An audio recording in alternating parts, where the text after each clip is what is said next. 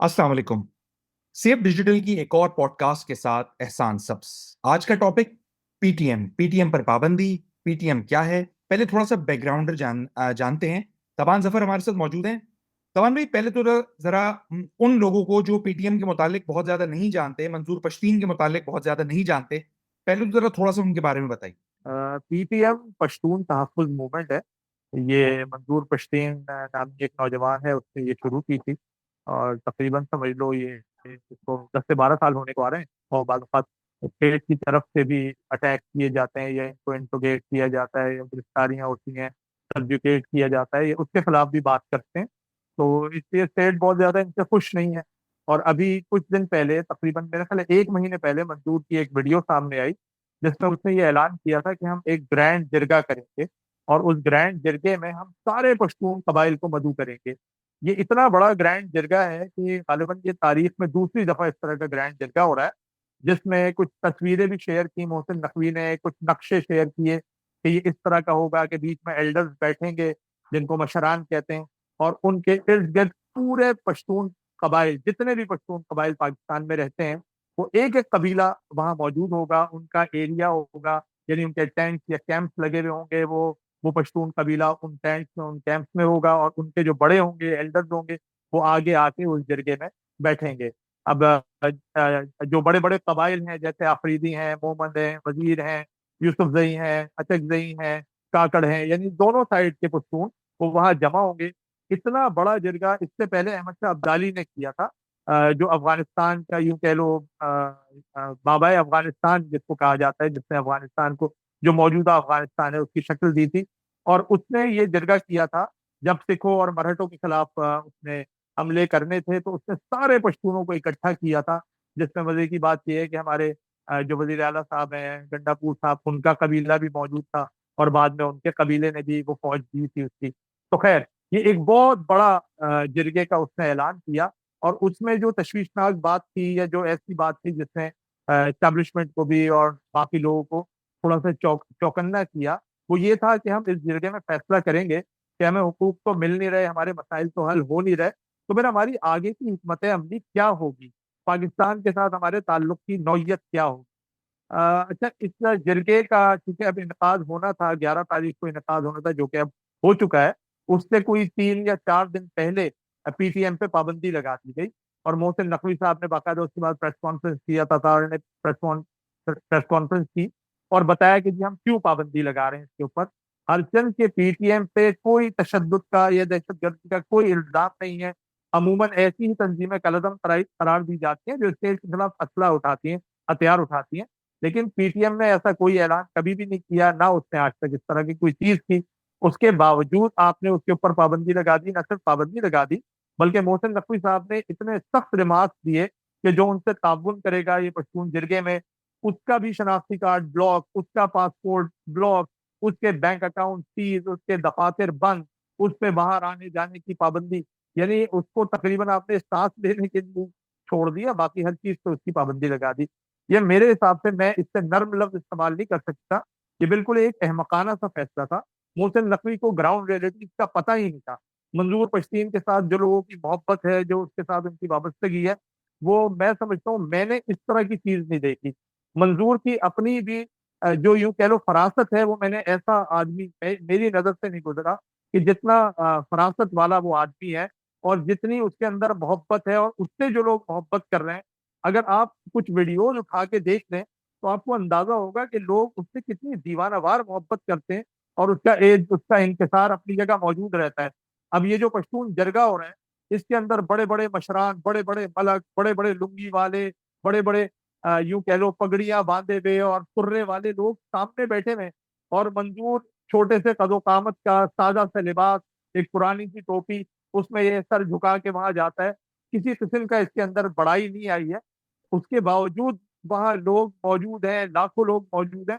और सबसे मजेदार बात ये हुई कि जब पश्तून जिरगे को ये रोक नहीं सके, इन पाबंदियों के बावजूद लोग जाते रहे पहाड़ों से और मैदानों से, और पैदल जाते रहे, लोग नजर आने लगे कि लोग जा रहे हैं।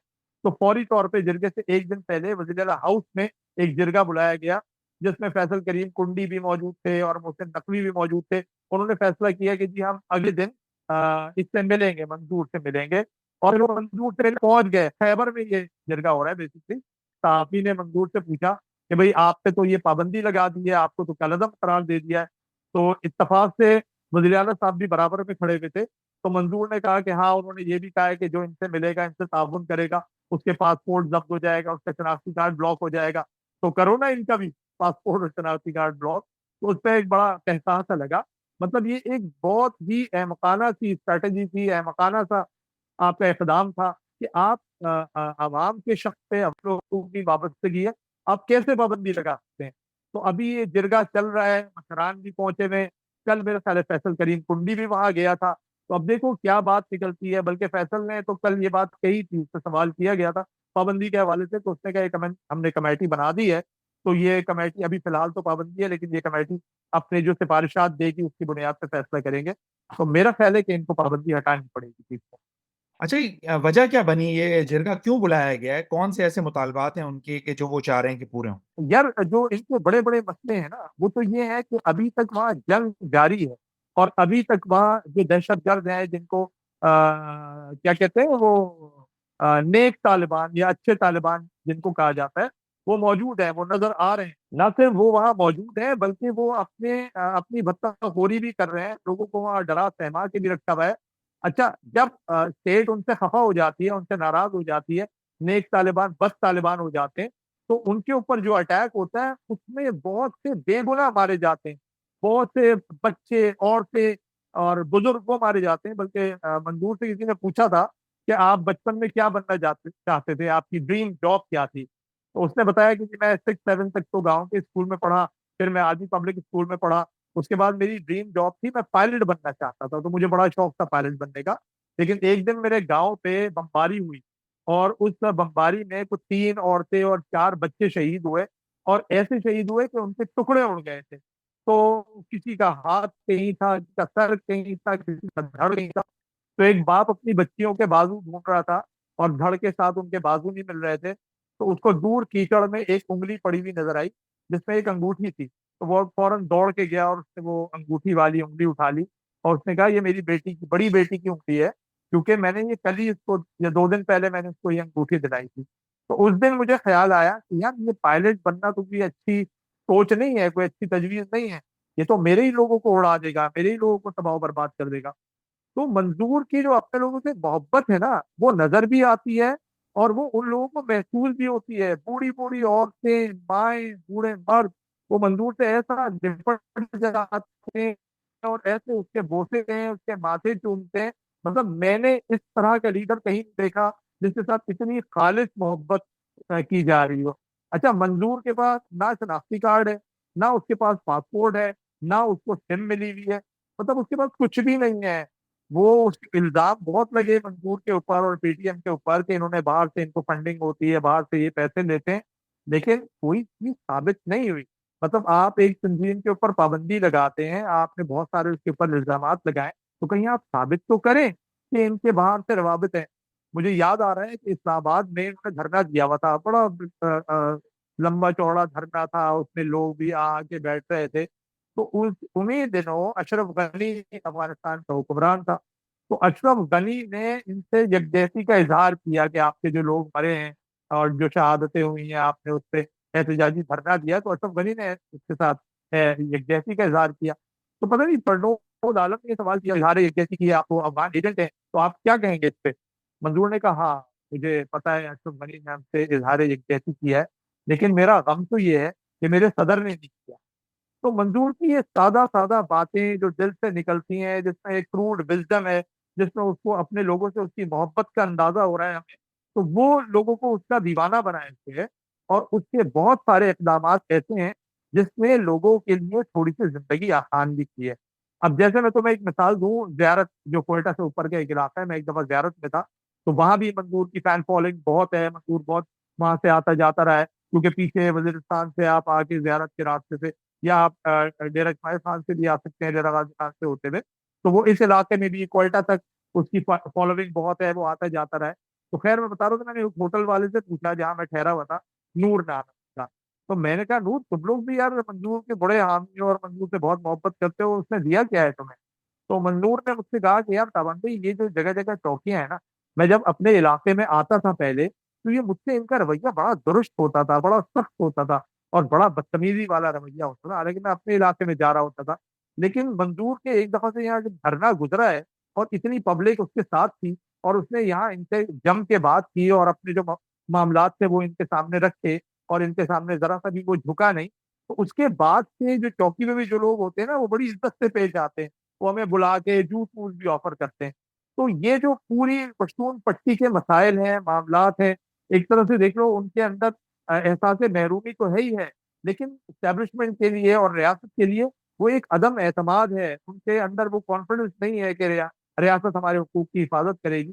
اور منظور یہ بات کھل کے کہتا ہے کہ بھائی یہ میں کس سے بات کروں جا کے، اگر میں مشران کے پاس جاتا ہوں یا میں وزیر اعظم کے پاس جاتا ہوں یا میں وزیروں کے پاس جاتا ہوں، تو کیا وہ جو بات کر رہے ہیں، وہ جو وعدہ کر رہے ہیں، جو وہ مجھ سے معاہدے کر رہے ہیں، کیا ان کے پاس اتنا اختیار ہے وہ یہ معاہدے پورے کر سکتے ہیں، وہ یہ وعدے پورے کر سکتے ہیں، یا وہ ویسے ہی کوئی اور آئے گا اور وہ ڈنڈے کی طاقت سے سارے معاہدے ختم ہو جائیں گے؟ تو میرا خیال یہ ہے کہ منظور کا جو بنیادی فلسفہ ہے یا بنیادی جو سوچ ہے یا اس خطے کی ضرورت ہے کہ بھائی وہ چاہتا ہے یا وہ لوگ چاہتے ہیں، پی ٹی ایم والے چاہتے ہیں کہ ان کے علاقوں میں نا سول سپریمیسی ہو اور ان کے اپنے لوگ ہوں جو ان کے معاملات دیکھ رہے ہوں، ان پہ ان کے وسائل کا حق ہو، ان کی زندگیوں کو بہتر بنایا جائے، امن کی گارنٹی ہو، یہ گڈ طالبان اور بیڈ طالبان کا ڈرامہ ختم کیا جائے اور لوگوں کو زندہ رہنے دیا جائے، لوگوں کو ان کے حقوق اور جو ان کی زندگی کا حق ہے اور جو ان کی اپنی زمین پہ رہنے کا ملکیت کا حق ہے وہ ان کو پوری طرح ملے۔ تو یہ پی ٹی ایم کے بنیادی جو مطالبات ہیں یا جو ان کے بنیادی اچھا، اب بات یہ ہے کہ بہرحال دیکھیں ریاست تو موجود ہے اور ایک جس صوبے کے اندر وہ کر رہے ہیں وہاں پہ باقاعدہ حکومت ہے، وہاں کی لوکل پارلیمنٹ ہے، وہاں کا ایک وزیر اعلیٰ ہے اور کسی حد تک یہ دیکھا گیا ہے کہ جو گنڈاپور ہیں بطور وزیر اعلیٰ وہ ان سے ملتے بھی ہیں، ان کا ایک ہمدردانہ رویہ بھی ہے منظور پشتین کے ساتھ بھی اور پشتونوں کے ساتھ بھی۔ تو ماضی میں اسٹیبلشمنٹ کی طرف سے یہ کہا گیا ہے کہ جی ماضی میں جب اس طرح کے جرگے ہوئے ہیں یا جب اس طرح کی ایک ملاقاتیں ہوئی ہیں تو اس میں پاکستان مخالف نعرہ بھی لگایا گیا ہے، ریاست مخالف نعرہ بھی لگایا گیا ہے، آرمی کے خلاف نعرے بازی بھی کی گئی ہے۔ تو بہرحال فوج کے بھی اپنے تحفظات تو ہیں اور اسٹیبلشمنٹ کے اور حکومت کے اپنے تحفظات تو ہیں کہ جس کی وجہ سے وہ چاہتے ہیں کہ بھئی ریاست کے اندر ایک اور ریاست کا ایک خاکہ نہ نظر آئے۔ تو حکومت نے جس بنیاد پہ پی ٹی ایم پہ پابندی لگائی ہے وہ کیا گراؤنڈز ہیں؟ اصل میں جہاں تک ریاست کا معاملہ ہے نا، یہ ریاست تو پچھلے 70 سال سے، مطلب یہ سیٹ اپ 70 سال سے، لیکن پختون تو وہاں ہزاروں سال تو وہ یہ کہتے بھی ہیں کہ بھائی ہماری وجہ سے تم ہو، تمہاری وجہ سے ہم نہیں ہیں۔ یہ بات ان کی بالکل ٹھیک ہے، پہلے تو آپ کو یہ چیز فلسفیکلی اور انٹلیکچولی آپ کو یہ ہضم کرنی پڑے گی، آپ کو برداشت کرنی پڑے گی یہ بات۔ اور جہاں تک نعروں کا تعلق ہے تو بھائی جس سے آپ کو دکھ ملتا ہے، جس سے آپ کو تکلیف پہنچتی ہے، جس سے آپ کو زخم لگتا ہے، آپ اسی کے خلاف تو جاتے ہیں نا۔ تو آپ کیا کسی کو رونے کی بھی اجازت نہیں دیں گے؟ مطلب آپ بات تو کرنے کی آپ کو اجازت دینی پڑے گی نا۔ مطلب منظور نے یا پی ٹی ایم نے کبھی اسلحہ نہیں اٹھایا، کبھی انہوں نے کسی کے اوپر حملہ نہیں کیا، انہوں نے حملے سہے ہیں۔ پہلے لوگ وہاں پہنچنا شروع ہو گئے تھے اور ان کو وہاں روکنے کے لیے فائرنگ کی گئی ہے جس میں 4-5 لوگ مر گئے۔ تو مجھے یہ پتا چلا ہے، کسی نے بتایا ہے کہ جب یہ ان کے اوپر فائرنگ کی جا رہی تھی تو منظور نے اور ان کے ساتھیوں نے کہا کہ بھائی ہمارے پاس تو کچھ نہیں ہے، ہمارے سینے حاضر۔ تو وہ اس طرح سے اپنی ریزسٹنس موومنٹ کو لے کے چل رہے ہیں۔ اور دوسری بات یہ ہے کہ آپ عوام کے خلاف نہیں جا سکتے، جو حقیقی عوام ہے وہ نہیں جن کو آپ نے کوئی کلٹ بنا کے پیدا کر دیا، لیکن جن کا تعلق زمین سے ہے، جن کا تعلق اپنے حقوق سے ہے، جو مر کٹنے کو تیار ہے۔ محسن نقوی صاحب نے اتنے خطرناک یوں کہہ رہے ہیں کہ ان کے اوپر پابندیاں لگائی تھی کہ شناختی کارڈ بھی بلاک اور سم بھی بلاک اور پاسپورٹ بھی بند، لیکن کیا لوگ رکے تھے؟ لوگ نہیں رکے تھے بھائی۔ لاکھ بندہ پہنچا ہوا ہے خیبر میں، یا شاید اب اس سے بھی زیادہ اضافہ ہو گیا ہوگا۔ تو آپ کو ایک تو انٹلیکچولی ان چیزوں کو ایکسپٹ کرنا پڑے گا، پھر بات کرنی پڑے گی۔ مطلب منظور بات کرنے سے کبھی نہیں کترایا، وہ اسلام آباد بھی آیا ہے، میڈیا کے لوگوں سے بھی بات کی ہے، لیکن نظر آ رہا ہے نا کہ اس کو آپ نے ایک دشمن کے طور پہ ہی دیکھا ہوا ہے۔ میڈیا پہ اس کی کوریج سے پہلے بھی پابندی تھی اور آج بھی پابندی ہے۔ وہ تو جب محسن داوڑ نے ان کی حمایت کی تھی پی ٹی آئی والوں اپنا نون لیگ والوں کی، تو محسن داوڑ کو میڈیا پہ آنے کا موقع مل گیا تھا، اس کی تقریریں چلنا شروع ہو گئی تھی، ورنہ اس سے پہلے تو بالکل بلیک آؤٹ تھا. آپ نے تو اس کو دشمن کی طور پہ لیا ہوا تھا نا.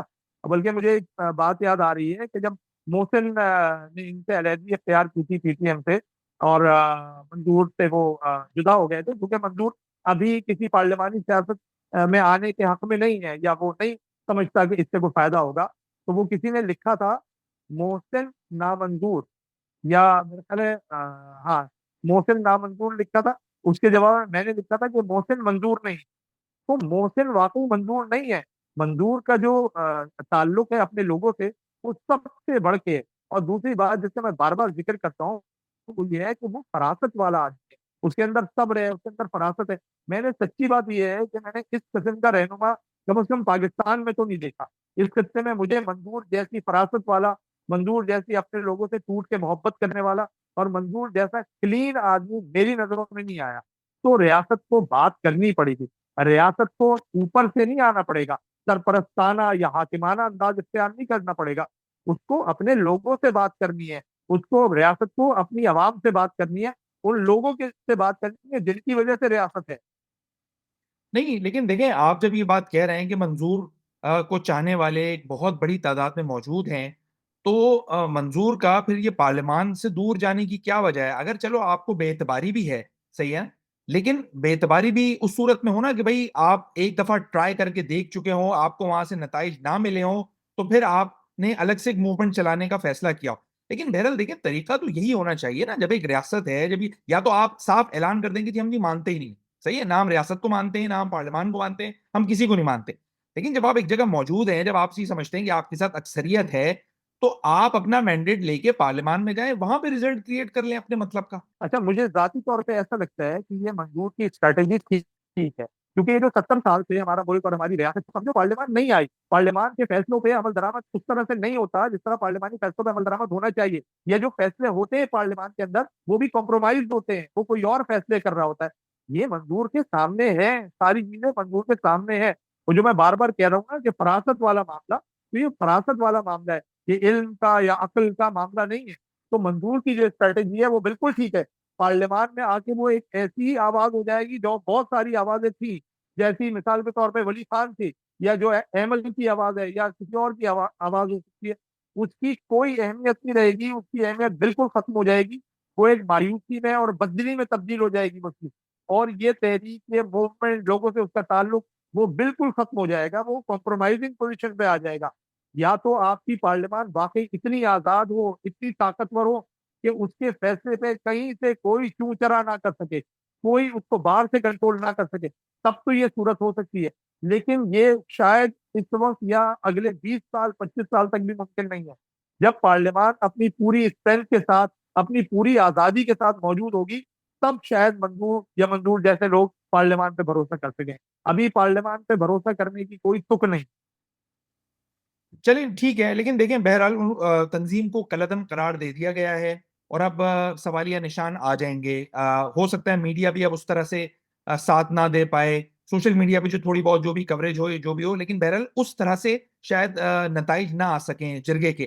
آپ کیا کنکلوژن دیکھ رہے ہیں؟ یہ جرگہ جو بھی فیصلہ کرے گا، چاہے وہ ریاست کے حق میں ہو یا چاہے ریاست کے خلاف ہو، اس کی عملداری ہو سکے گی، ممکن ہوگا، یا بس یہ صرف ایک نشست کے طور پہ ختم ہو جائے گا؟ دیکھو، منظور کی ایک اور چھوٹا سا انٹرویو ہے، وہ اس میں وہ کہہ رہے ہیں کہ مجھے کوئی جلدی نہیں ہے. تم منظور کی باڈی لینگویج دیکھ لو نا، منظور کے فیس ایکسپریشن دیکھ لو. وہ ایک کمیٹڈ آدمی ہے، لیکن وہ جلد باز نہیں ہے. وہ کوئی کام جلدی جلدی میں نہیں کرنا چاہتا. اس انٹرویو میں وہ خود کہتا ہے کہ میں بالکل پرسکون ہوں، مجھے کوئی جلدی نہیں ہے. یہ ایک تحریک ہے، تحریک میں بعض اوقات نسلیں بھی لگ جاتی. لیکن وہ جو ایک پرانا جملہ ہے نا کہ I am an idealist, I don't know my way but I am on the وے.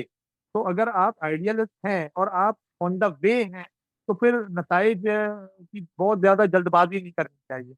آپ چلتے رہیں، حکمت عملی اختیار کرتے رہیں، اپنی نیت آپ خالص رکھیں، تو منزل مل جاتی ہے. تو مجھے ایسا لگتا ہے کہ منظور کو کوئی جلدی نہیں ہے. وہ خود بھی کہہ رہا ہے کہ مجھے کوئی جلدی نہیں ہے، اور وہ اپنے عزم میں پختہ ہے. بالکل صحیح ہے، لیکن دیکھیں میں اس کو اس طرح سے بھی کنکلوڈ کرنا چاہوں گا کہ ان علاقوں میں جو فوجی مر رہا ہے، یا ہلاکتیں ہو رہی ہیں، جو ایک سویلین بھی وہاں پہ مر رہے ہیں اور جو فوجی وہاں پہ جا کے آپریشن کرتے ہیں وہ بھی ہمارے بھائی ہیں یار، وہ بھی جو ہے وہ جن علاقوں سے تعلق رکھتے ہیں وہ ہمارے علاقے ہیں، اور اس میں شوہر بھی ہیں، اس میں بیٹے بھی ہیں، اس میں والدین بھی ہیں. تو بہرحال وہاں پہ ہاں معاملات بالکل بالکل، وہ انسان ہے. انسان، ایک انسانی جان بھی بہت قیمتی ہے. لیکن کون لوگ یہ معاملات چلا رہے ہیں، کہاں سے بیٹھ کے چلا رہے ہیں، کیا وہ فیصلے کر رہے ہیں، کیا وہ حکمت عملی اختیار کر رہے ہیں، سوال سارا کچھ کا ہے میرے بھائی. اور وہ حکمت عملی ٹھیک نہیں. اس حکمت عملی میں بہت سارے سوالات ہیں. تو سوال اس حکمت عملی کا ہے. خدا نہ خاصہ کسی کی جان کرنی ہے، وہ ارے ہمارے عزیز ہیں، ہمارے اقارب ہیں، ہمارے دوست ہیں، ہمارے رشتے دار ہیں، وہ ہمیں بہت محبوب ہیں، بہت عزیز ہیں. لیکن کیا ان کی جان کو بھی خطرے میں ڈالا جا رہا ہے؟ کیا ان کی جانوں کا بھی ضیاع کیا جا رہا ہے؟ سوال. اچھا، میں ایک جگہ پہ پڑھ رہا تھا کہ خود منظور پشتین کہتا ہے کہ جو احسان اللہ احسان کے جو ساتھی ہیں وہ وہاں پہ دندناتے پھر رہے ہیں اور کوئی ان کو پکڑنے والا نہیں ہے. تو کیا خود منظور پشتین اور ان کے جو ساتھی ہیں وہ ان کو آئیڈینٹیفائی کر کے ان کا صفایا نہیں کروا سکتے؟ کیا وہ اس سلسلے میں اسٹیبلشمنٹ کی مدد نہیں کر سکتے؟ منظور نے کبھی اسلحہ نہیں اٹھایا. منظور نے کوئی پرتشدد کارروائی نہیں کی. نہیں، اور میں صرف کسی بھی آئیڈینٹیفائی کرنے سویلین کی کا بات یہ کر کام، آئیڈینٹی کو سب کو پتا ہے. مولانا فضل الرحمان کو پتا ہے. مولانا فضل الرحمان آئے دن کہتے رہتے ہیں کہ جی 6 بجے کے بعد 7 بجے کے بعد کوئی اس علاقے میں نکل نہیں سکتا. اور وہ جو گٹ طالبان ہیں یا سپوزٹلی کہیں بیڈ طالبان بھی ہوں گے، وہ دندناتے پھر رہے ہیں. تو وہ سب کو پتا ہے. وہ پتہ نہیں کیا حکمت عملی ہے جو کہ بظاہر تو ایسا لگتا ہے وہ غلط ہی ہے. کس کے خلاف ان کو استعمال کرنا ہے، کس طرح سے استعمال کرنا ہے، کیا ان کے احسانات ہیں آپ کے اوپر، کیا آپ کے راز ہیں ان کے پاس. یہ بہت ساری چیزیں ہیں. تو اس میں یہ آسان نہیں. لیکن منظور کا یہ کام نہیں ہے، کسی بھی سویلین کا کام نہیں ہے کہ وہ مسلح ہو جائے یا کسی کے خلاف کوئی کارروائی کرے. یہ بھی بالکل غلط تھا جو ہماری اسٹیبلشمنٹ کی اسٹریٹجی رہی ہے کہ جی آپ نے قبائل کو منظم کیا، ان کو مسلح کیا، ان کو طالبان کے خلاف استعمال کیا. یہ بالکل غلط اسٹریٹجی ہے. کسی سویلین کو اس طرح سے استعمال نہیں کرنا چاہیے. جو کرنا ہے وہ اسٹیبلشمنٹ یا جو بھی سیکورٹی ادارے وہ کریں. کسی سویلین کو استعمال کرنے کا کوئی جمہوری جواز ہی نہیں ہے میرے بھائی. بالکل صحیح. آپ نے سیف ڈیجیٹل کے پلیٹ فارم سے منظور پشتین اور ان کی جماعت کا جو اس وقت جو موجودہ صورتحال ہے، جو پابندیاں لگی ہیں اور جرگہ جو بھی کچھ بات کرنے کے لیے جا رہا ہے، جو تھوڑی بہت اپڈیٹ ہم دے سکتے تھے ہم نے آپ کو دی. نیچے کامنٹ سیکشن ہے، آپ بتائیے گا کہ آپ اس بارے میں کیا سمجھتے ہیں، کیا شیئر کرنا چاہتے ہیں. پلیٹ فارم آپ کے لیے حاضر ہے. شکریہ. اللہ حافظ.